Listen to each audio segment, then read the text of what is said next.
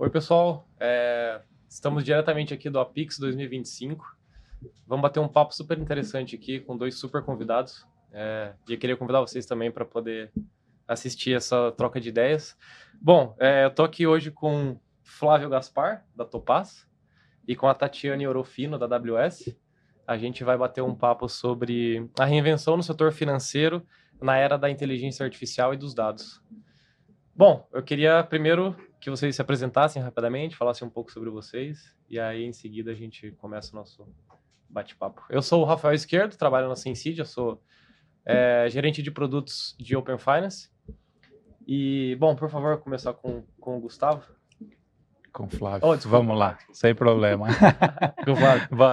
Boa tarde, pessoal. É prazer enorme estar com vocês aqui no Apix, mais uma edição, né? A 10ª esse ano, legal.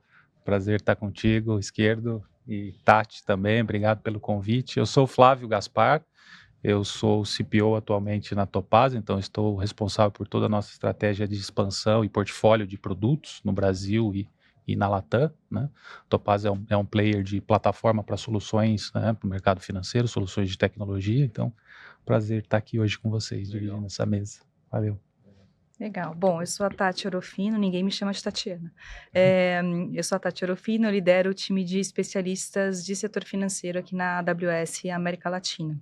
Então, meu time é um time que apoia os times comerciais da AWS, trazendo o conhecimento de indústria de setor financeiro e traduzindo a necessidade que a gente tem dos nossos clientes aqui na América Latina, então tanto o Brasil quanto todos os países da América Latina, para a necessidade que eles têm, traduzindo isso para os serviços da AWS e, eventualmente, ajustando os serviços da AWS para a necessidade que a gente tem aqui localmente. Então, estou aqui na AWS há 7 anos, quase, e desde o começo tenho visto toda essa evolução que a gente está vendo aí no mercado, o mercado brasileiro, mas também a América Latina acelerando muito. E é um prazer estar aqui. Obrigado pelo convite, espero que o papo seja bom para todo mundo. Legal, bom, obrigado pela presença de vocês, né? Para começar o nosso papo, acho que eu gostaria só de dar um plano de fundo, assim, né? E aí, Flávia e a Tati podem descrever um pouco as experiências e o que vocês pensam sobre um momento, acho que não só do mercado brasileiro, mas talvez principalmente do brasileiro, da América Latina, que há muitos anos, né, sei lá, nos últimos 10, 15 anos, a gente vê que as empresas têm dedicado boa parte do orçamento e boa parte dos investimentos em tecnologia para a famosa transformação digital. E aí a gente viu isso acontecer nos últimos anos e realmente eu acho que olhando hoje para o mercado, igual você falou, Tati, a gente consegue ver as experiências digitais muito bem estabelecidas, né? Principalmente no mercado financeiro. Então, integrações entre diferentes instituições, compra de produtos de uma instituição dentro do aplicativo da outra, fora tecnologias de back-office que a gente às vezes não vê tanto, mas que, bom, fizeram parte durante anos da transformação digital e mais recentemente, né, observando o mercado e tentando entender um pouco como as empresas vão gastar o dinheiro a partir de agora, né, eu notei que o termo transformação digital meio que saiu ali do topo da lista de prioridade, ou às vezes nem está mais na lista de prioridade. E a transformação digital deu espaço a um novo termo. E aí, esse termo chamado de inovação tecnológica, ele é um termo abrangente, assim como a transformação digital era. A gente tem que debruçar um pouco dentro dele para poder entender o que tem lá dentro, né? E aí, fazendo esse estudo, né, tentando trazer esse contexto para o nosso podcast, fazer o link com tudo isso, né, a inovação tecnológica fala que os principais pilares de inovação do mercado financeiro, né, principalmente dos bancos, dentro da inovação tecnológica, são computação em nuvem, inteligência artificial e engenharia de dados. Esse é o top 3 temas que aparecem na lista de prioridades ali de investimento. E aí, para começar o nosso papo, então, eu queria uma visão de vocês, né? Vou começar pela Tati agora. Como que essas 3 palavrinhas-chave, né? Como que a inteligência artificial, a engenharia de dados e a computação em nuvem interagem, né? E trazem para o mercado financeiro aí uma perspectiva aí nos próximos anos. Bom, primeiro que o termo transformação digital já está um pouco demodê, né? Mas o que é transformação digital no final das contas, né? É a capacidade da gente conseguir, de fato, digitalizar processos e trazer processos que até então são muito manuais para um processo que tem uma experiência digital para o usuário, né? Mas isso pode significar muita coisa. E eu acho que a gente vê uma evolução muito grande, inclusive no Brasil, principalmente, com tudo que a gente fez de setor financeiro, fomentando inovação, fomentando trazer novos entrantes, né? Eu acho que a gente abriu muitas portas aqui para esse caminho de transformação digital que a gente vê acontecendo já há alguns anos. E agora a inovação tecnológica, né? Mas a convergência, eu diria que é o seguinte, para começar, né? Para começo de conversa, eu não vejo IA sem nuvem. A IA, ela vem junto com a nuvem. Não existe uma realidade de inteligência artificial sem implementação com o uso de nuvem. A inteligência artificial existe e estudos existem há décadas. Como que ele escalou, como que a gente chegou onde a gente está hoje com IA generativa? Através da capacidade da gente escalar processamento e computação, né, a capacidade de computação e democratização de dados, acesso a dados, acesso à informação de maneira mais fácil. Sem isso, a IA não é possível, né? Então, no final das contas, acho que a primeira convergência está aí. O segundo ponto é que não existe IA sem dados. Então, na prática, não existe inteligência se você não tem de onde aprender, né? Então, todo o aprendizado de máquina é feito com treinamento através de dados, com informações que a própria companhia tem ou que estão disponíveis hoje em modelos de mercado, né? Mas, na prática, é isso que a gente está querendo dizer. Então, eu diria que a convergência está justamente aí. A nuvem é o grande habilitador da inteligência artificial e isso só se escala com dados disponíveis também. E aí é outro ponto onde a nuvem também tem ajudado bastante. Legal, eu não podia concordar menos com o que a Tati está dizendo, assim, né? Inteligência artificial, né, embora seja um tema da moda, todo mundo só fala disso, é uma disciplina, né, de tecnologia e de estatística já usada e conhecida há muitos anos, como a Tati comentou, né?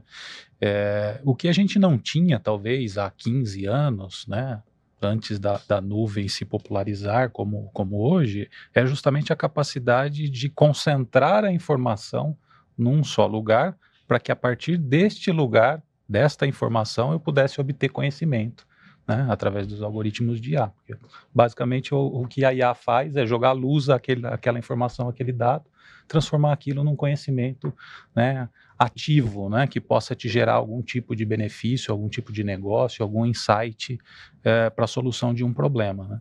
Então, para mim, esse momento, e eu concordo, né, transformação digital, em algumas instituições, inclusive, ficou meio marcado como um termo de que é um negócio meio com começo, mas sem fim, sem né? Fim. Todo mundo falava muito sobre isso, né? Pô, quando é que termina a transformação digital, né? E aí o pessoal começou a cunhar esse outro termo de talvez inovação contínua, alguma coisa nessa linha, que faz mais sentido, e aí trazendo para o mundo financeiro, né, para a indústria financeira, que é a indústria que a gente trabalha, faz todo sentido, porque a indústria financeira sempre foi super inovadora, sempre esteve na vanguarda, sempre testando as principais tecnologias, né, para atingir seus objetivos e entregar mais valor para os seus clientes. Os bancos sempre puxaram muito isso, né, e continua sendo assim, né.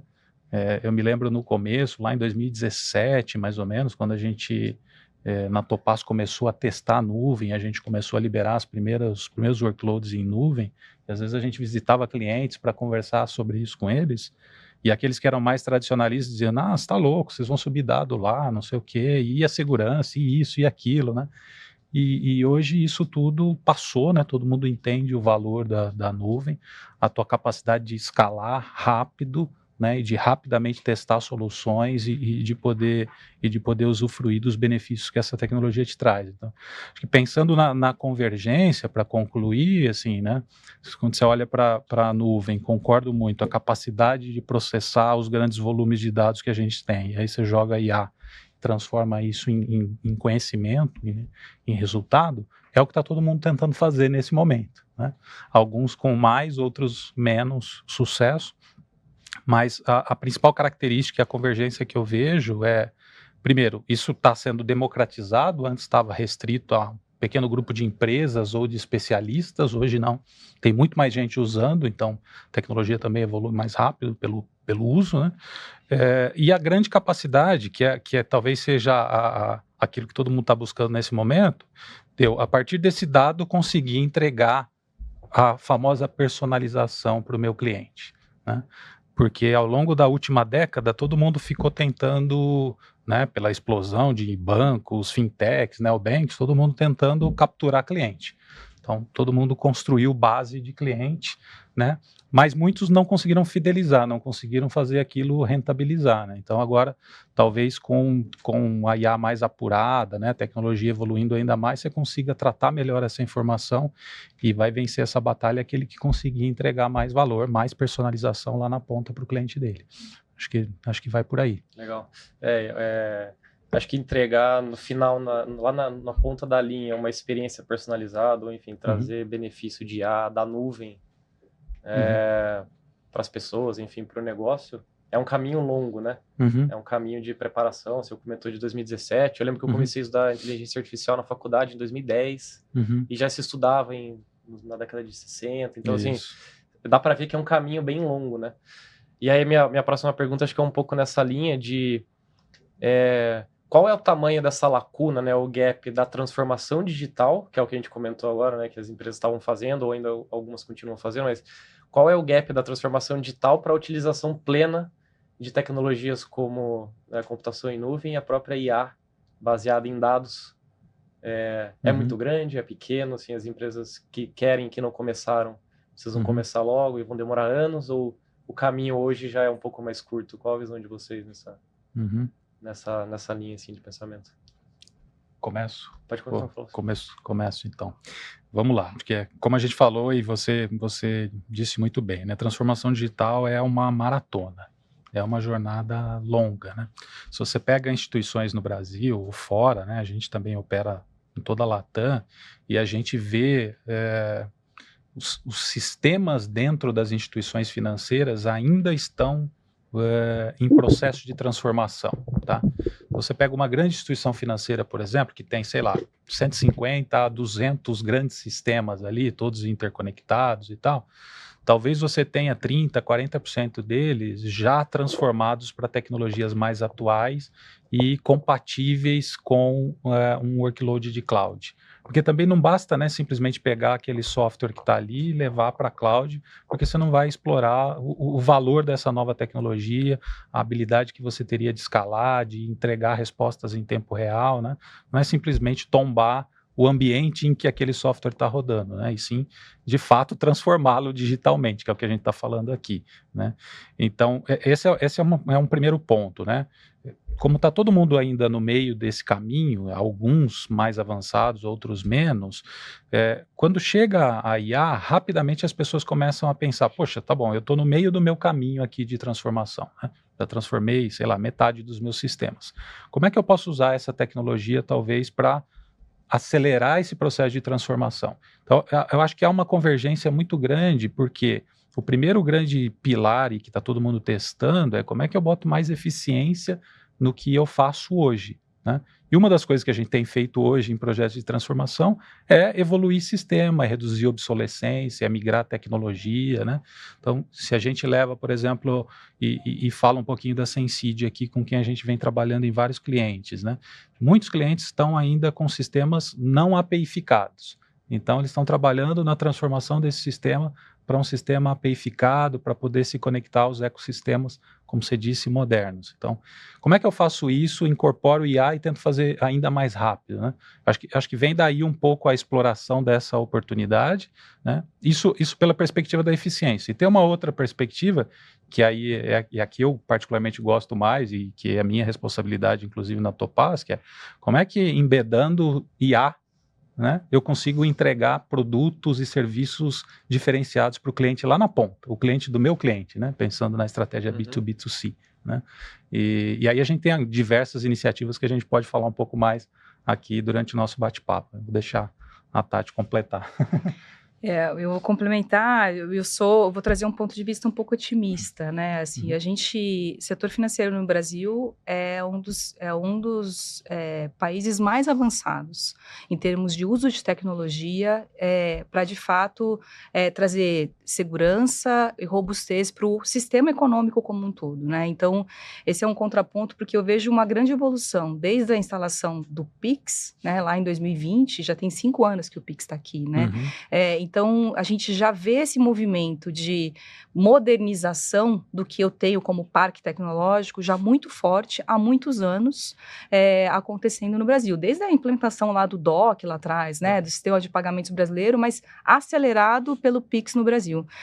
E aí isso trouxe uma discussão muito forte de como que eu inovo, como que eu sou mais ágil, como que eu posso oferecer mais ofertas para o meu cliente final de maneira mais fácil. E aí entra um pouco no que o Flávio comentou, né? Como que eu desacoplo o meu monolito, que eu tenho um core bancário que é um monolito, e eu preciso que ele seja mais modular, que ele seja mais de maneira mais autônoma cada um dos módulos, né? E aí usando toda a parte de camada de APIs que não é uma realidade para todos, né? Então a gente tem várias etapas que a gente pode fazer. A gente pode trazer e quando um banco vem até nós perguntando por onde eu começo, né? Agora, eu acho que talvez a IA generativa, o Flávio falou muito da parte de eficiência, né? Eu concordo totalmente. Eu acho que a IA generativa ela vem para comprimir um pouco esse gap. Porque eu acho que talvez a gente tenha hoje ferramentas com o uso da IA generativa de, primeiro, validação do parque que eu tenho, do código que eu tenho e como que eu trago isso para a nuvem da maneira mais eficiente. A IA generativa consegue ajudar a fazer esse mapeamento. A IA generativa consegue ajudar a modernizar códigos, né? Isso já é uma realidade. Revisar códigos, garantir que esses códigos seguem práticas definidas como governança daquela companhia, né? Então, tem uma série de práticas que a ferramenta IA generativa pode ajudar não só na eficiência de processos internos, mas também a acelerar essa digitalização das instituições financeiras, né? E eu concordo totalmente com ele que eu acho que o que a gente ainda vê muito de experimentação, ou o que a gente estava falando um pouco antes, né, de implementações ainda tímidas, né, de casos de uso que dentro de uma grande instituição, um caso de uso não é o que move a agulha ainda, mas é onde a gente de fato vê crescimento de valor para o cliente final. Então a gente vê a IA generativa trazendo ferramentas e possibilidades em diversos tópicos que a gente puder falar com os nossos clientes, e é por isso que eu falo que a nuvem está ligada a isso, né? Porque dentro disso a gente já tem uma série de ferramentas de nuvem para ajudar o cliente nessa jornada também. É interessante ouvir vocês falando que não necessariamente a empresa, então, né, precisa passar pela transformação digital para poder começar a trabalhar ou falar de AI, de GenAI, acho que ela pode fazer parte do processo de transformação digital se a empresa ainda não terminou, vamos dizer assim, a sua transformação. Ela pode começar a utilizar de ferramentas como AI, por exemplo, para poder agilizar o seu processo. E aí uma curiosidade minha, né? Vocês comentaram muito sobre Latam, né? Sobre Brasil, Latam. Sim. E aí, Latam, assim, né? Ela envolve vários países. O Brasil está dentro de Latam, né? Mas o Brasil é um pouco descolado ali da realidade de Latam. E aí eu queria saber de vocês se há uma diferença, ou se vocês percebem alguma diferença de maturidade tecnológica, principalmente comparando o Brasil com os outros países da América Latina, né? Já que vocês estão super envolvidos não só no Brasil, mas na América Latina também Eu comento um pouco aqui minha visão e a Tati complementa. Assim, para mim tem um abismo, tá? Primeiro que é isso que você disse, né? Embora a gente esteja no continente, né? No mesmo continente, a gente separa dentro da nossa empresa entre Brasil e Spanish Speaking, que é todo o pessoal que fala espanhol, então América colonizada, né, pela Espanha, e dentro desses países, né, que são acho que 30, se eu não estiver equivocado por aí, mais ou menos, né, a gente opera em 25 hoje, né, de Uruguai, aqui Argentina, na ponta até o México, e são muito diferentes, tá? Inclusive o nível de maturidade, que é o que você trouxe. Primeiro tem uma diferença enorme regulatória. Como a gente trabalha com instituição financeira, com software para banco, né, a gente sente muito esse impacto regulatório. Então, a Tati estava falando de PIX, por exemplo, né? Então, nós temos um PIX que é totalmente regulamentado no Brasil, você tem lá os guardrails que você tem que seguir, né? Isso está sendo usado como referência para outros países na Latam, mas não é igual. Então, você vai na Colômbia, no Uruguai, no Chile, que tem iniciativas de pagamento instantâneo, né? Pagamentos imediatos. A gente vem trabalhando com o Banco Central desses países, com as instituições financeiras. Tem alguma semelhança, mas tem muitas diferenças. A primeira delas é que aqui no Brasil, por exemplo, você tem um regime centralizado, que é o Banco Central como ator principal, né, que liderou as discussões, foi uma discussão aberta, legal, mas as transações passam por lá. Nesses outros países você tem ecossistemas, então está meio descentralizado, vocês têm as redes de pagamentos locais e agora tem um trabalho enorme de tentar integrar essas redes para que, né, a solução funcione como semelhante à do Brasil. Então, tem essa questão regulatória que é muito forte. Depois tem a questão tecnológica em si. E a gente sempre brinca que aqui no Brasil, por exemplo, os próprios bancos muitas vezes concorrem conosco, né, empresas de tecnologia, porque eles são também grandes empresas de tecnologia, né? Você pega Itaú, Bradesco, Santander, enfim, todos eles têm milhares de profissionais de TI lá, né? As áreas de TI são muito grandes e eles também desenvolvem solução. Então a gente tem um nível super avançado de tecnologia bancária no Brasil, né? Isso vem de muito tempo, o nosso Banco Central também super inovador, enfim. E nos outros países você não vê tanto isso, assim. Tem alguns bancos na Latam, sim, você vê grandes instituições com áreas de TI grandes e também com tecnologia de ponta, mas você vê outras que estão realmente focadas no seu negócio e que contratam provedores especialistas e quase não constroem tecnologia dentro de casa, né? Então, além disso, você tem também os bancos públicos que normalmente têm a própria dificuldade de contratação, de inovação, então eles estão um passo atrás, né? Eu costumo dizer, e eu observo nas nossas andanças por aí, assim, que aquilo que acontece no Brasil, depois de talvez 5 anos, mais ou menos, você vê na Latam. Então, a onda do Pix que a gente falou, que é 2020 no Brasil, chegou agora. Então, está todo mundo discutindo Pix na Latam, né? Mobile Banking, por exemplo, que já é no Brasil uma coisa, né, totalmente pacificada, mais de 80%, se não me engano, números da Febraban já das transações acontecem no mobile, no Brasil, né? Na Latam não é assim. Na Argentina nós estamos fazendo um projeto agora num banco grande de lá, que tem 20% dos clientes só usando o mobile banking. Então, 20%. 80% deles ainda ou usam agência, ou usam um ATM, ou usam o portal web, né? Então, tem uma diferença bastante grande entre os países na Latam e maior ainda entre Brasil e os países de lá. A gente vê isso.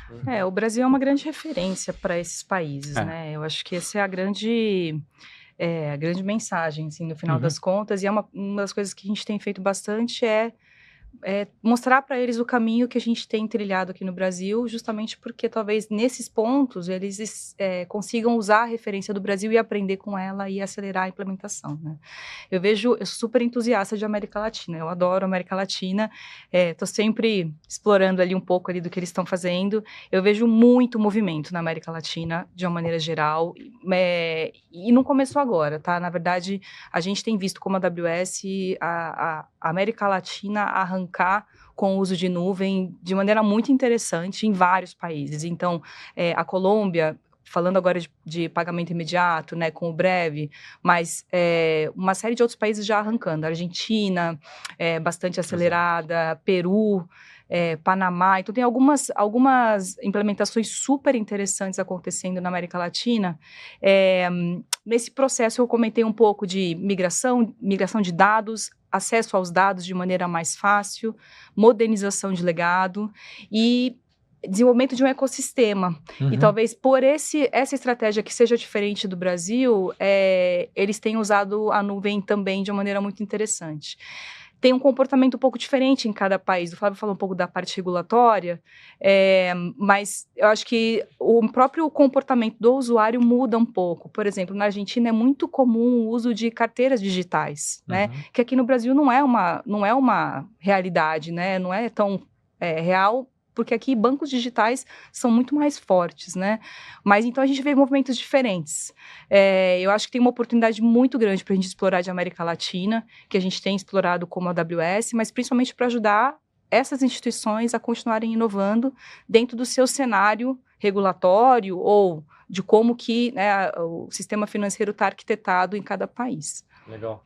É bem interessante essa visão. Só quem está vivenciando mesmo ali consegue ter essa visão bem ampla do mercado América Latina e fazer essa comparação entre Brasil e os outros mercados. E só para complementar, né, tem muita coisa legal acontecendo. México, por exemplo, agora a gente está vendo o movimento de bancos digitais acontecendo, né? Então, o Nubank conseguiu licença bancária recentemente, né? Mas tem outros bancos digitais também crescendo e acelerando bastante no México. Então, a gente tem bastante expectativa de que o México também vai acelerar cada vez mais agora nos próximos anos, sabe? Tem muita coisa boa para acontecer. Latam e Brasil estão... É um baita mercado, né, comparado... Um mercado imenso, consumidor, né, você pega Brasil, México e Colômbia, são países imensos, né, população enorme, Argentina também, né, tá saindo agora, aparentemente, de uma crise pesada, então também começa a ter um movimento legal, e que é o que a Tati falou, né, das carteiras digitais, muito impulsionado pelo mercado pago, né, e em outras regiões, na Colômbia também você vê muita, né, bilheteira digital, que eles falam, né, que são as wallets, então... aqui no Brasil menos, porque os bancos digitais tomaram um pouco esse espaço, mas é um mercado muito, muito receptivo à inovação, isso é legal, que é bem diferente dos mercados desenvolvidos. Aí você vai para os Estados Unidos e Europa, tem uma característica bem diferente. O pessoal olha, legal, pô, inovação, mas o pessoal testa com um pouco mais de parcimônia, vamos dizer, né? No Brasil, na Latam, não, a galera consome inovação mesmo. Então você lança um negócio novo no app, tá um monte de gente lá testando, consumindo aquilo, tal. Então isso é bem legal, né? E é propício para a inovação realmente fluir, né? Bom, legal. A gente está chegando aqui ao final do nosso papo. Já? Passa rápido, Passa né? super rápido. Passa super rápido. Nem falei nada, não deu tempo. Não, já tinha aqui mais umas 10 perguntas para fazer, a gente bater mais papo. Bom, mas para a gente finalizar, né, como de praxe, assim, acho que eu queria pedir de vocês uma visão um pouco de futuro, assim, né? Então, o que vocês esperam do mercado financeiro, né, utilizando ali cloud, AI, Gen AI no seu potencial máximo? Então, por favor, começar com a Tati. Sim. Eu acho que tem muito caminho para trilhar. A gente está no começo de uma grande jornada de IA generativa. A gente ainda está nos primeiros passos, diria assim. A gente está ainda, nem entendemos muito bem do que estamos falando. A gente sabe de alguns casos que estão acontecendo, que já são públicos, mas acho que o grande desafio que a gente vai começar a ver cada vez mais sendo discutido, conforme o tema vai amadurecendo, é como que eu faço isso de maneira segura, de maneira ética, responsável, em escala. Então, como que eu, de fato, trago IA generativa como uma ferramenta para toda a organização, seja ferramenta interna ou para o consumidor final.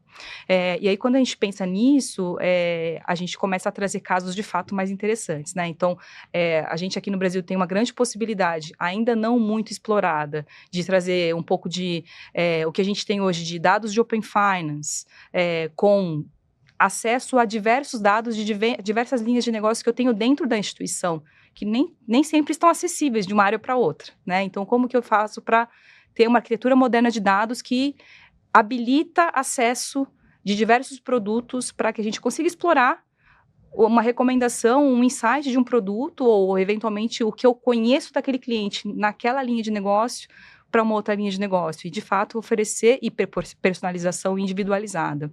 Então, eu acho que a gente começa a ver valor de negócio trazido pela IA generativa em escala e, como eu comentei, com responsabilidade, e para isso tem uma série de ferramentas que precisam ser amadurecidas no seu uso nas instituições para que a gente consiga, de fato, chegar nessa escala e conseguir arrancar com esse tema de maneira para chegar com a ferramenta na mão do consumidor final, que ainda é feito com muito cuidado, né? Porque, de fato, é uma ferramenta que ainda precisa de muita atenção, precisa de muita validação, revisão humana para evitar alucinações, mas eu acho que a gente vai amadurecer muito esse tema ainda ao longo dos próximos meses e a gente vai dia a dia tentando acompanhar, né? Legal.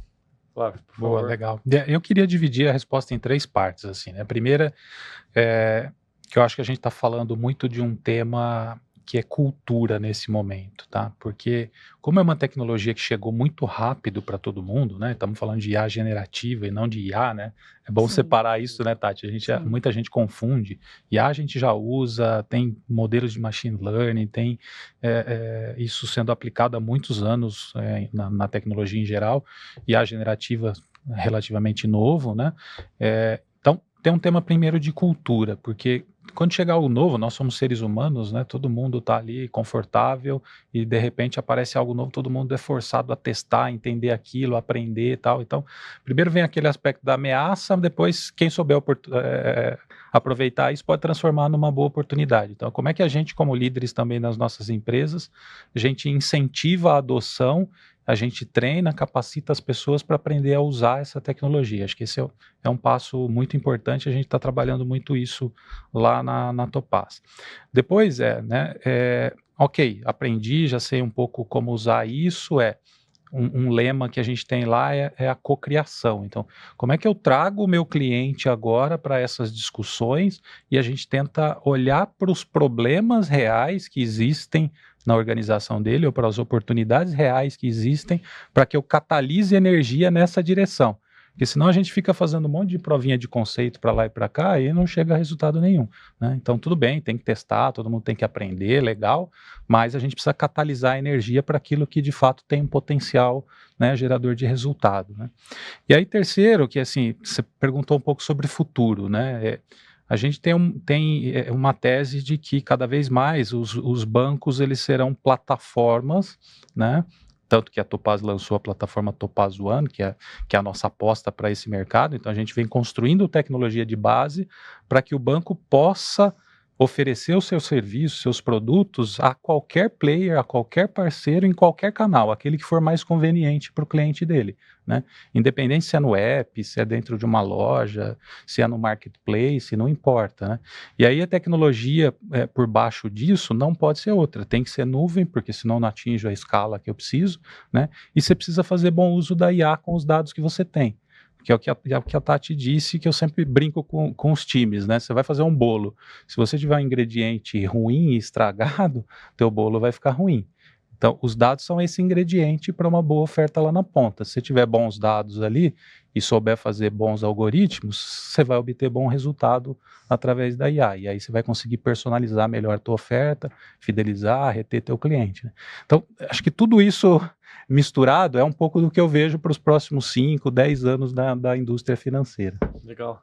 Bom, gente, esses aqui foram o Flávio Gaspar e a Tati Orofino, compartilhando com a gente um pouco do que eles veem aí no mercado, não só no Brasil, mas em Latam. E, bom, queria agradecer a participação de vocês, obrigado aí pelo tempinho com a gente. Eu que agradeço mais uma vez pela oportunidade. Legal. Valeu. Gente, esse foi mais um podcast aqui no Apix. Espero que vocês tenham gostado também. E até a próxima. Valeu, gente.